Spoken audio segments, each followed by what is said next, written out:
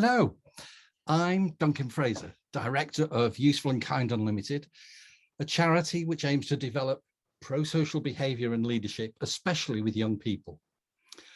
Welcome to our podcast series, which aims to explore how being useful and kind to yourself, to others and to the world can make things better. Today, our theme focuses on one of Useful and Kind's key values of creativity. The much admired and missed Sir Ken Robinson, the most viewed TED talker of all time, defined creativity as the process of making something new and of value from the imagination. These are tough times for us to be creative in, and yet never is it more needed, whether from artists, scientists, or economists. We're thrilled to be joined to explore these issues today by two fantastic guests. Elspeth Murray is a poet and theatre maker based in Scotland. She describes herself as a versatile versemonger and weaver of text styles. I first came across her brilliant work in a fantastic publication of works she made with participants at a mental health conference, and she's accompanied me in spirit ever since, as I've read some of those works at every leadership retreat I've ever led. We're thrilled she joins us today from Scotland. Welcome, Elspeth. Thanks, Duncan. It's great to be here. Graham Fitkin is one of the funkiest composers of his generation. He has written for everyone from school kids in Southport to ballet dancers in New York City Ballet. He's passionate about the role of the composer in the contemporary world. We are thrilled that all our podcasts begin and end with an extract from his wonderful piece, Theosophy, from a very early album called Flack. And we're also thrilled that he joins us today from his native Cornwall. Welcome, Graham. Thank you, guys. It's great to be here. We were also due to be joined today by the disabled actor and activist, Mandy Colleran, who sadly broke a rib this morning. So she'll join us on a future edition. We all send healing love to her. So, our theme this month is about creativity. As Elspeth put it so beautifully in her poem, The Need for Art, we humans have an appetite for art that can't be ignored. I'm wondering, when did you first realize that you had to make things? What was the early trigger for you, Elspeth? Whoa, that's a good question.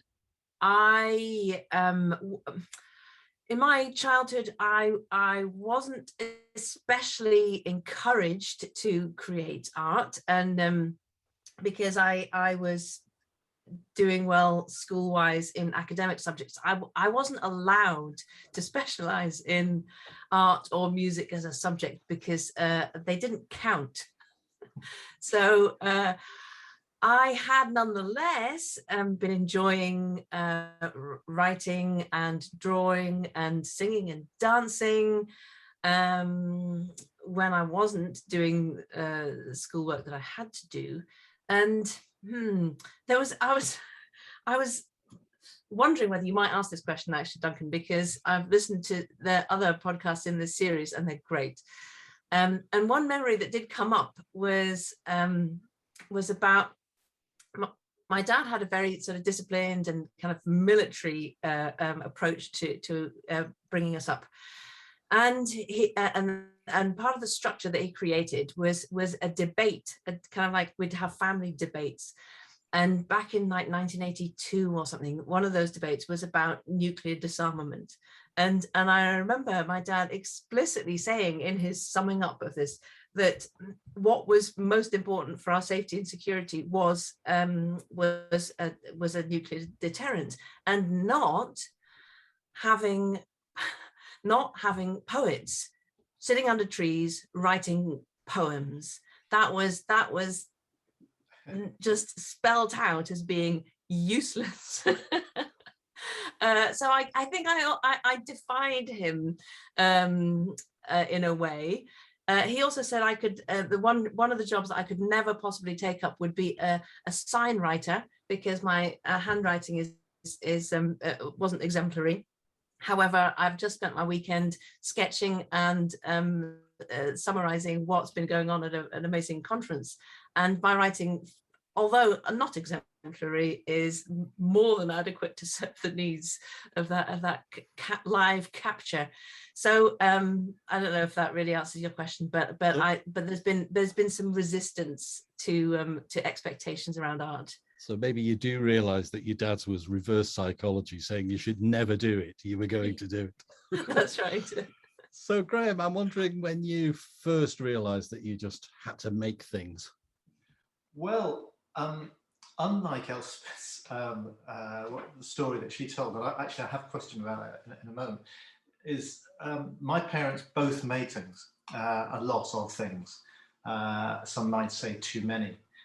They created physical objects. My mum ran what was called at the time a play school, or nursery, I suppose you might call it. And I remember pretty much every day she would come home having collected things. It could be loo rolls, it could be pieces of card which somebody had thrown out, it could be little plastic hats which she'd found somewhere, and then creating things from those. So our dining table was always covered in bits and bobs which had to be constructed into something else in some form or another for the kids. My dad also liked to run things in a sort of military precision. He was also very creative. He used to cover boxes, cardboard boxes, with cloth, and he used to attach plywood to cardboard boxes, thinking that this was a new form of container which really should be brought to the fore. You can get a wooden box, you can get a cardboard box, but can you get a cardboard box which has been reinforced with bits of plywood? He would do this, and he would do it beautifully. And I wish I could, well, I probably could show you some rope handles, little bits. These might be picnic carriers or whatever. They might be for anything really. But whatever he did it to the nth degree. So it always had. He spent ages on these things, and they always had to be perfect, whatever the function. So it could be that it was only going to be used once or twice. Nobody would see it apart from him and my mum and me, but it still had to be done to perfection. So it was slightly grating that years later, when I was spending all my time trying to work out whether to finish a piece on a B flat or a B natural, he said, "You really shouldn't be wasting your time doing it. You know, I'm sure that one of them's fine. It's good enough." And then he told me about this story in that Henry Ford had given about car manufacture in the States, where there was something called a curbside finish. If you could see a car and it looked all right from the curbside, it was fine. You didn't need to go any further. So this was rather grating that he'd sort of stepped back from his own ideals of complete perfectionism. So sorry, I haven't really answered your question, but that's where it started from. My mum taught piano as well as doing many other things, and she taught me piano from the age of 6, and I constantly gave it up because I was bored with it. But I would always sidle back to it, and the reason I would sidle, and I really did sort of sidle back to the piano and just scrape my fingers on it and just sort of muck about, and I think that was. Those sort of little improvisations were key to me, that I sort of thought, oh, I like the sound of that on that note and that note. And then slowly I'd say, oh, can I play the piano again? And so we go off again, and then I give it up again, and she let me do it. So. You've beautifully raised, Graham, that the next lines actually from Elspeth's wonderful poem is so satisfying when we can relate as children might to soundtrack, costume, song, and understand some new way to create in which there is, thank God, no right or wrong. So when, as I think lots of people know, we run summer schools for 16-year-olds. So the inevitable question is, what were you both doing at 16? And looking back, does it have any hints at what you've been doing since? Graham? Well, when I was 16, I was heavily involved in music because I grew up in Cornwall, and Cornwall had it was a long way from, at that time, it was a very long way from everywhere. And people didn't come to Cornwall. It's completely changed, of course. Everybody comes to Cornwall. But at that point, you couldn't see an orchestra. You couldn't see chamber music very rarely came as far as West Cornwall. It takes 2 hours to get from me through Cornwall to start on the rest of the country. So there was an awful lot of amateur music making which went on. I was involved in probably 3, 4 local amateur operatic societies, beating their hell out of Gilbert and Sullivan and other sort of stuff. I was in the Youth Jazz Orchestra down here. I was in the Cornwall Youth Orchestra. I played a variety of instruments, so some of them not very well, but nonetheless I did stuff. I was doing stuff all the time, and having come from 2 quite busy parents, I think that was, I had to be busy. Life was about being busy, really. If you stopped being busy, really, you weren't pulling your weight, and that was important. So I was busy all the time doing stuff. I probably regret not having had as much time as I'd like to just be and just get a bit bored, maybe. I do remember getting bored once or twice, but I mean, it was literally that. The fact that they stick in the memory is because, you know, nothing was happening that morning, and it was day 200 of the year or whatever. So it was, so I think, you know, there's pluses and minuses from that sort of teenagerdom as well. You know. So the things that have kept going from 16 are perfectionism and workaholism. Well, those things have, yes, and it's a complete battle, of course, to go against some of these things. But I did it. What I particularly did enjoy was playing with other people. It's all very well playing your clarinet on your own and thinking, yes, I'm getting better at it, but that's a bit dull, really. So playing with other people, being involved in those little communities, whether it was the Penzance Symphony Orchestra or the youth orchestra, there was a very big difference between the 2 things. The youth orchestra was for young people who wanted to play their instruments as well as possible and create a piece of music as well as they possibly could. The Penzance Symphony Orchestra would say they're doing exactly the same thing, but they were having something else which was very special. It was a real sort of community thing to bring people together. You wouldn't get rid of somebody because actually they weren't so hot on the 4th horn. It was a case of trying to embrace the different levels of expertise and make it a social and sort of a positive thing for the community, for that community. So Elspeth, what's the teenage Elspeth doing that you can repeat? Oh, well, a little bit of everything.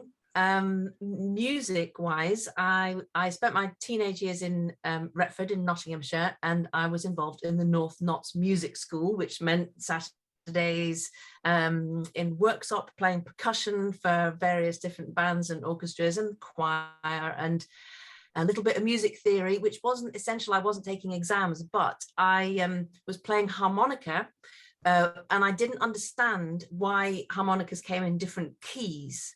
So I was shoved into a music theory class to find, allegedly to find out. I did not find out until like last winter in lockdown, when really, you know, I needed the invention of the internet to help me along with my harmonica playing, and a winter of going nowhere. So there was music, there was theatre. I was involved with the Retford Little Theatre and school plays.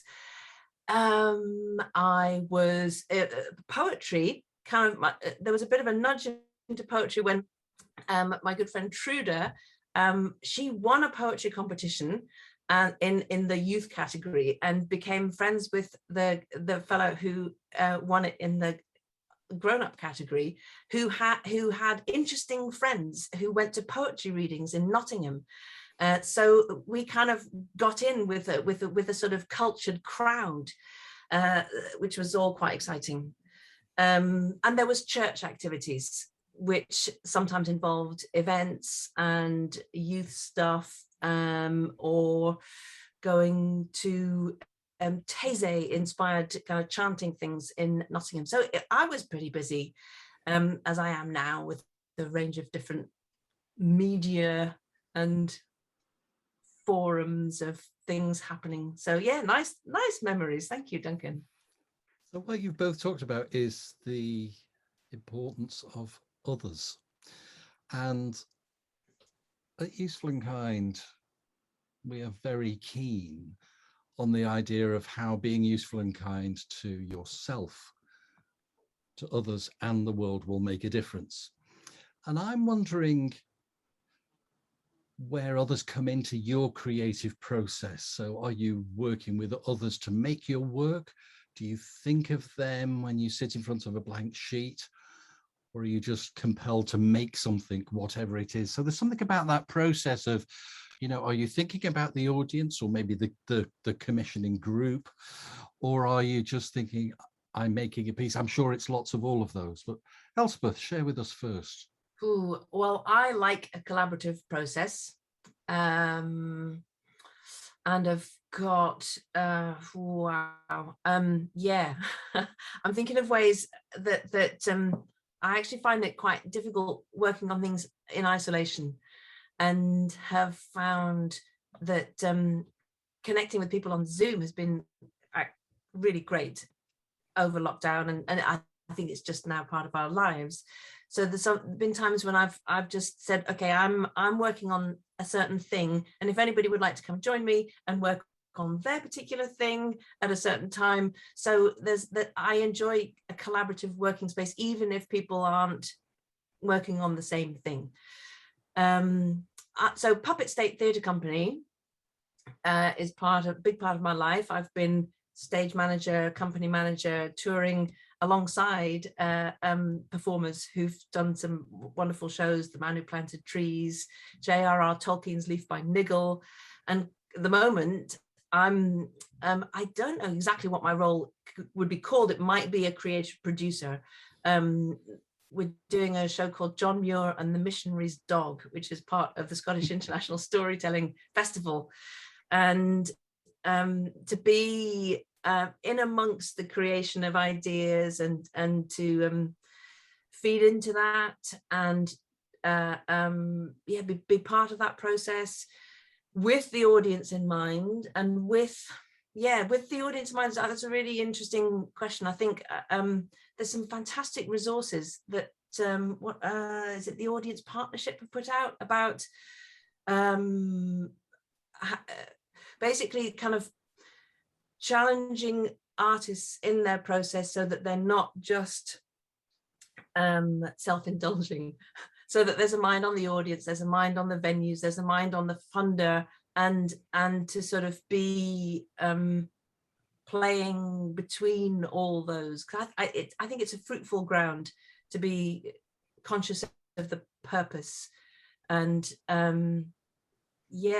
so I've got a schools project coming up, which hasn't yet begun. I've not met them, I've not seen them face to face, and I don't think I'll really know how that's going to take shape until I do meet them. And planning something on paper in isolation, quite hard, it's quite challenging, and having done quite a lot of different poetry residencies with a particular setting, to have a brief that is about meeting that circumstance and I find more juicy than just kind of coming up with whatever. So does that speak to the usefulness and socialness? Yeah, and so Graham, you kind of do all of that, from the blank sheet to actually working on specific projects where you're encouraging creativity in other people. What are the differences in those processes for you? Well, you know, it's like a spectrum or a telescope. I sort of think of it more like a telescope, really. There are times when I think about the community, the people who have asked me to write the piece, if indeed people have. I think also about who's paid for it as well sometimes. And then there are other times when I try and not think about any of these people, because it seems counterproductive to do so. So if somebody asks me to write a piece, commissions me to write something, then I will ask as many questions as I can and get some information on the brief, whatever the brief is. And the brief might be quite simply, write us a piece, October the 20th. Or it might be that it's about something in particular. But I'll know that it's for a particular venue. I'll know that it's for a particular bunch of musicians. I'll also get a feel for the sort of audience there will be, the acoustics of the place and everything. So I have to take all that into consideration. But having said that, once I start going on the piece of music, I sort of have to stop thinking about the audience, because because I can't second guess what an audience wants, and when I have done, I've been wrong. I sort of think, I think, you know, if I play two pieces in a piano concert, like I did 2 nights ago, in fact, I think part of me thinks I know which one they're going to like best. Invariably, I'm wrong, and yet I still think that I'm going to get the right answer the next time it happens. So that's quite interesting. But so there's a sense of that sort of telescoping out from thinking about everybody, yeah, to just thinking about the piece, and then a bit of the piece, and then further down, and then right into the minutiae of 2 notes next to each other. And I'm sort of constantly doing this, and sometimes I can get, it's very easy to get bogged down just in those minutiae without thinking further back. Well, maybe actually I don't even need to bother about that, because actually the whole section doesn't need to be there, or we need to think of it in a different way, and then go further out again to the meaning of the whole piece. And I sort of made mistakes in some of the big choices, which are more important than some of the smaller choices. Graham, do you use the curbside test? Very rarely. No, I'm afraid my upbringing was stronger than those words. Although they made a passionate moment to me at that point, it was no. I'm still having to loosen those bonds a bit. Yeah. But you see, it's a major issue, because I think that has caused some of the disadvantages of my way of working, and maybe some of the things I'm less happy with in my work, because I've been too concerned possibly with that idea of perfection in certain areas, whereas I should really have thought about other stuff which is equally valid, or more valid. So there are pieces of mine which I think nice pieces, good pieces. I'm quite pleased with them, but actually their impact on the world is negligible. And so I feel I shouldn't have written it, because I should have spent my time doing something else. We're going to come on to that. It's really interesting because, of course, Ken Robinson says that perfectionism is the enemy of creativity, that it is a process of making and making. And one thing I've been struck by recently, thinking about this, is a friend reminded me that I think all but one of Schubert's symphonies he never heard. And this idea of creating something that evanesces, is out there, has sort of come back to us in a way with, you know, as Graham knows, lots of contemporary music, first and last performances. In the written word, you know, I have this, I have the volume. And yet that kind of, the fact that it can disappear seems to have changed again, partly because of YouTube. And now we're having kind of permanent records. And I wonder how that informs both of you in your creative process, if it does, or are you just thinking of that moment of, you know, be it, you know, a voice poem, or be it a particular performance? How are you both feeling about that? For me, I don't think about the YouTube recording of it. I don't. Maybe I should. It's a good, valid point that you make, but I generally think about the performance which it's for in some way, and that might sort of also come from the fact that it might have been commissioned. I'd say it's different if nothing's been commissioned and I'm just self-generating something which I've wanted to do myself for a long time, and finally I get the space and I want to do it. Then I have the ability to think, well, where would I like to place this work if I had the choice? And so I can change my attitude towards things. And then in that particular case, I could think, and I have done, that one of my works I could see being presented in a sort of YouTube type forum as well. But generally, no, I haven't. I don't know about you, Elspeth. Well, it's a really interesting question and line of inquiry for me. I'm struggling with the idea of what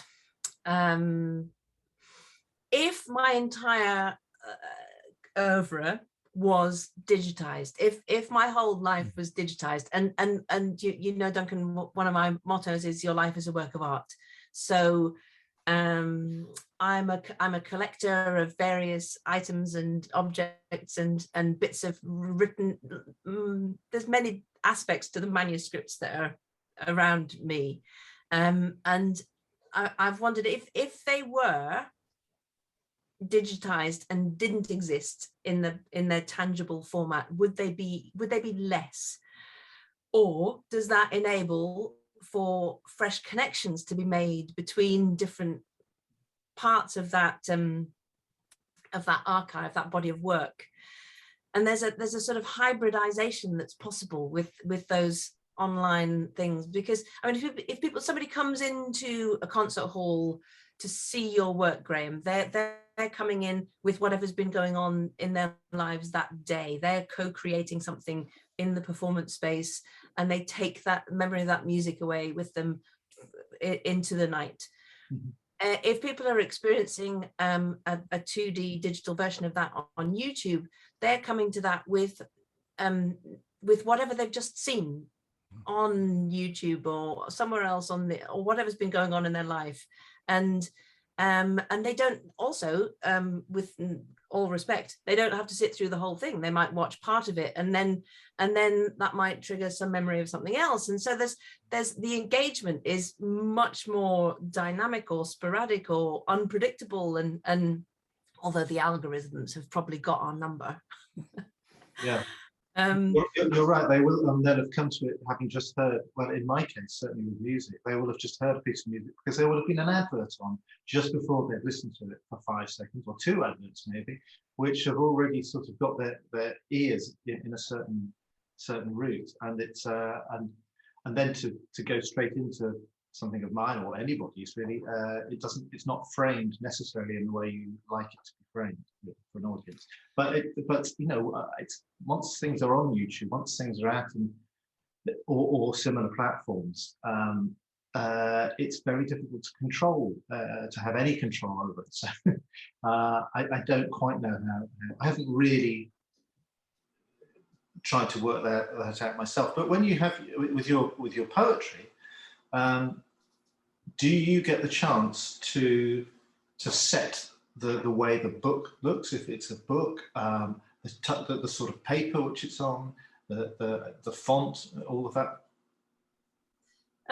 Well, up to a point, but it's interesting. I think you know the journalists don't have much say in what headline's going to be above the piece. Often authors don't have much say in what the picture's going to be on the cover or the blurb.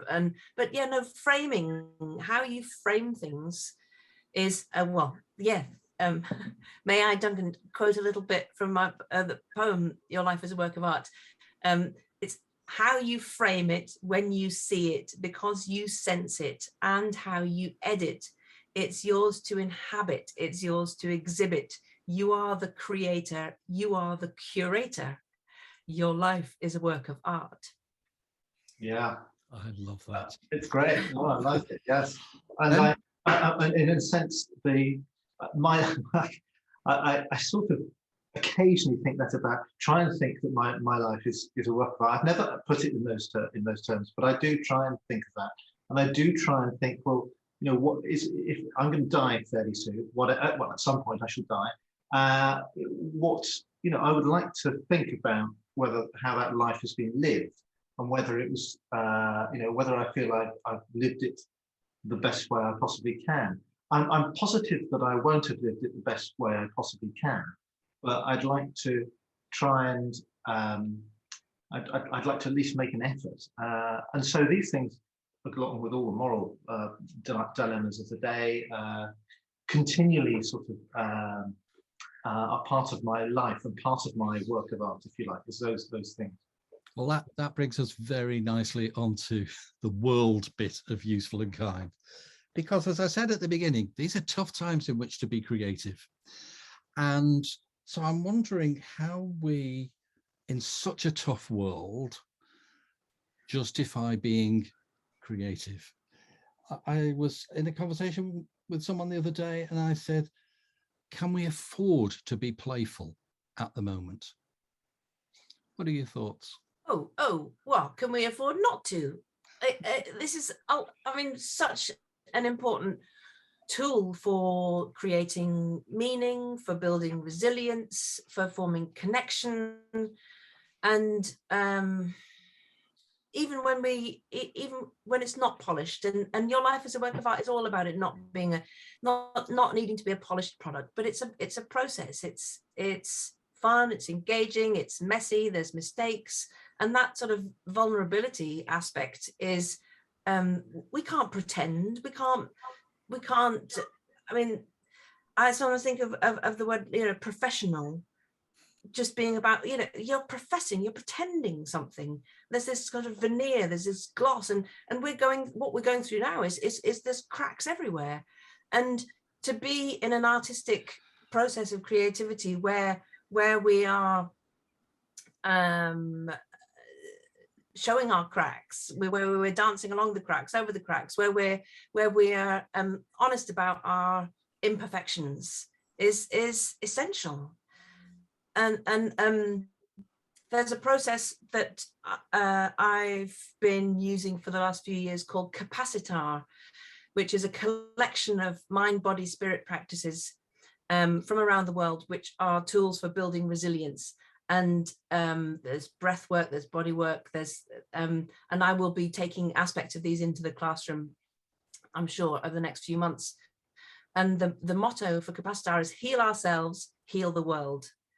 And we've got to be engaged in work on ourselves that is meaningful and fun if we stand any chance of creating with other people the future.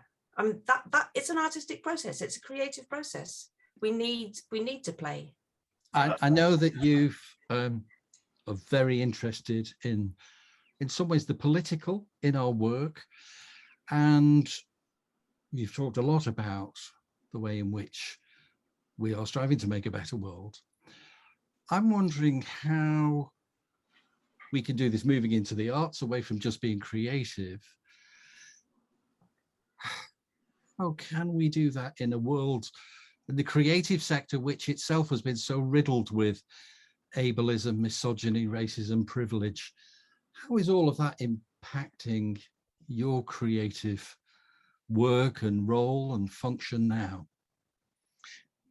Well, I'm increasingly affected by the world outside of my head, I suppose. When I started composing, I was mainly just concerned with the nuts and bolts of that particular piece that I was involved in. I was interested in the rhythms and the musicality of it, the harmony, the things which were very intramusical. And I still think those are valid, and I still think they have potentially good outcomes for not just me, but other people. I also have to think that I'm the first listener to my music, and therefore it has to interest me. And if it doesn't interest me, I can't expect it to interest anybody else. The second thing I'd say is that the ramifications of what I might do are the really interesting things. I don't know what will happen to a piece of work. And I'm not just talking about a piece of actual music which I've written, but I'm talking about maybe the community work which I've been involved in, or going to school. As you know, I did a schools project in Sefton, in Liverpool, went into a myriad of schools. And it was really, really tough at times. There were children who did not want to be there. This was not a music project, but I should just clarify. It wasn't a music project for so-called musicians. This was a project for whole classes, within which you would have those who've been deemed to be musical and those who've been deemed not to be musical. So it was great in that respect that you had all these people working together creatively, and you could, for me, I learned so much because I could see how the clarinetists and the flute players and the violinists may be struggling because they had that thing in front of them, which was all about the notes and the rhythms and the harmonies, which I was talking about in my own work. but it was the guys with the ideas who really shone actually in that project. But also it gave people a sense of worth, which I think is can be life-changing. I can't take credit myself for that, but I have had emails back from students and from teachers involved in that where they said, you know, their music's just gone by the by. The music is neither here nor there. But the fact that for the first time in their lives, they worked in a group of 8 people and they led that group, and the ramifications of that going into their other work, going into their French, perhaps, going into the fact that they now had diplomacy skills, or they had all these other things which you wouldn't have associated initially with a musical project, were by far had much greater value than just a concert. So that's the second thing. The third and last thing which I'd say about it is that as I started off by saying that most of my work, earlier stuff, was very much intramusical. I am now writing music which is very much looking at what's going on in the outside world, and in my own tiny way, hopefully contributing to the debate about how we should live our lives as works of art or as community beings. Yeah. Elspeth, one of the things that we've talked about that comes from what Graham has been saying is that the useful and kind way believes that, you know, the world is in such crisis, and my generation has made it so in many cases, is that one of the only solutions is sacrifice, is that we have to have less. And I wonder about this a lot in the arts world, that being a white cisgendered composer myself, is there a stage at which in history, an interim in history, where we have to go, actually, it's not our turn? Well, and I'm wondering what you feel about that. Yeah, well, that's really interesting. So the project that I mentioned about John Muir and the missionary's dog is about this pioneering conservation, Scottish-born, but more famous in America for founding the national parks, about his life and his journeys, and particularly his adventures in Alaska. Now, he went to study glaciers with he was funded by a Presbyterian mission. He kind of piggybacked on the back of that. And so knitted into his story is the whole kind of story, which is so undertold, of Native American indigenous culture and the survival of that culture, the attempted erasure of that culture. So part of my role in this show is to insist that is part of what we're telling, in whatever imperfect way we can, and even when it, you know, we're conscious that it's going to be 3 middle-aged white guys on the stage doing their best to tell this story in a way which also authentically honors their own journeys, with looking at their own stories around religion or wilderness or education. So that's kind of the delicate challenge that I'm working on at the moment, and there's many ways that could be done, and we've got a way to go, and we'll see how that all comes out. But that conversation has also included discussing, like, well, should we be doing this? You know, is this? But we're doing it as best we can, and I'm in dialogue with native groups in Alaska and in Canada, and but it's hard to come into contact with that, to acknowledge that how traumatic that story is, and how it it joins up with our own cultural history and yeah, waking up to all that. Have you sorry to butt in, have you had projects in which you've had that discussion, should we be doing this at all, and then you've decided not to go ahead and do whatever it might be? This is probably the closest that we've come to doing that. Yeah. It takes a lot of effort. I mean, it's only happened very rarely to me, but I think it takes a lot of effort and soul searching. And if you're doing that in a collaborative way, then you might have a lot of people thinking different ways about that. So it's yeah. I think part of the challenge is I think Brené Brown talks about this in Braving the Wilderness. Yeah. And about imagining, instead of imagining your most vicious critic sitting in the audience and saying, no, you shouldn't be doing this, no, you shouldn't be up there, this isn't, you're not doing it right, to imagine instead somebody who is championing the fact that you have the courage to be there and to be doing your best, and to encourage to encourage you to do your best, even when that is imperfect. So I think that's kind of where I'm sitting, and the wilderness, it is obviously a motif in this whole thing, but the huge area that sits in between, this cultural icon is untouchable and this cultural icon is cancelled, it is a huge area, and to go there and be bold and authentic is I think all we can do. So this brings us back on the useful and kind self others world model to self, and I'm just wondering if you think there's a paradox at the moment, which as a result of the pandemic we saw so many people becoming creative, or really valuing their own creativity and that of others, whether it was making things themselves, making it for and with others, leaving gifts of things they'd made.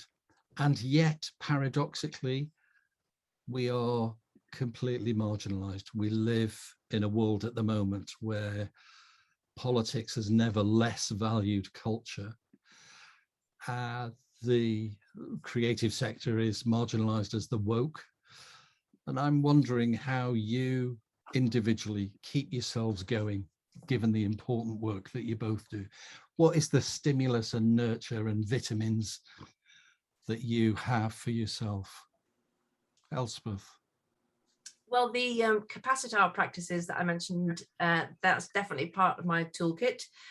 The faith community is also part of the social world, including the heretics group that is a part of the St James Edinburgh, St James Leith community. Friends, family, contact with nature.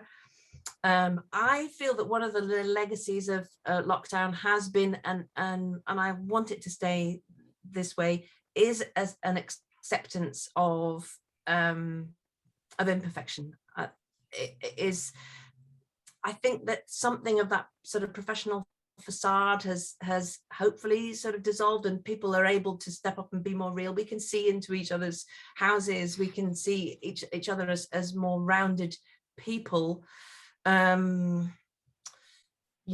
and also sourdough and fermented foods. Yes, sourdough is very important, I think. Yes, I mean, one of the things which happened for us in our community, and I don't think we're alone. It's happened all over the place. Is that people we've got a baker who lives 3 doors away, and he decided that during lockdown every Sunday he was going to make buns or rolls, let's say, from around the world, from different places around the world, and just give them away to people in the local community. So one week we'd get some sultana and fennel buns. Sometimes we'd have something from Iraq. Sometimes we'd have an Amish bun, which was brilliant. Or we'd have sourdough buns. We'd have all sorts of brilliant things. And it was such a lovely gesture. that, combined with all the other things which you've been mentioning, I think that lockdown did show us a way that life could be. You know, life could be a little bit like this. And everybody was saying, yeah, we should do more of this, rather than get back to what we had, that rubbish that we had beforehand. And of course, what we've done is we've got back to the rubbish we had beforehand. And some of us, some people are trying to retain the little glimmers of light that you saw there. It's not just, as I say, it's not just here, it's elsewhere. But Duncan, in answer to your question, how am I keeping myself going? I'm getting increasingly cross about things as well. I'm getting increasingly cross by the fact that none of us have any power to make decisions which affect our lives. The state of politics and democracy throughout the world is just sort of, I'm shaking my head all the time about how the disparity between the decision makers, or the elite, if we call, and the gains in the short term for them are pitted against the gain, the long-term strategies, which just don't come into the thinking. And so a lot of my work, I think, is increasingly channeled through this sort of lens now, really, as much as anything else, alongside that sort of glimmer of community spirit, which we saw. And so, slightly to misquote Elspeth, here and now today, we're here, all quietly listening and writing. And oh, look, just 1 minute left. So let's try and, oh, forget it. Not bother striving to get a neat ending, but let people know there's a minute left to go. And where might the lines lead? Like a path heading over the hill into the valley beyond. And voila. So I want to say a huge thank you to our guests, Elspeth and Graham, for all that they're doing to make theirs and ours a better world. Our producer, Hannah Johnson, and to you for being with us. Please check out our website for lots of other ideas as to how to be creative. Follow us on Twitter and Insta. Join us next time when we explore poverty and the new economy with Catherine Trebek and Ben Phillips. Thank you so much for listening. Let us know how you explore your own creativity. Have a great day. Till next time, be useful and kind.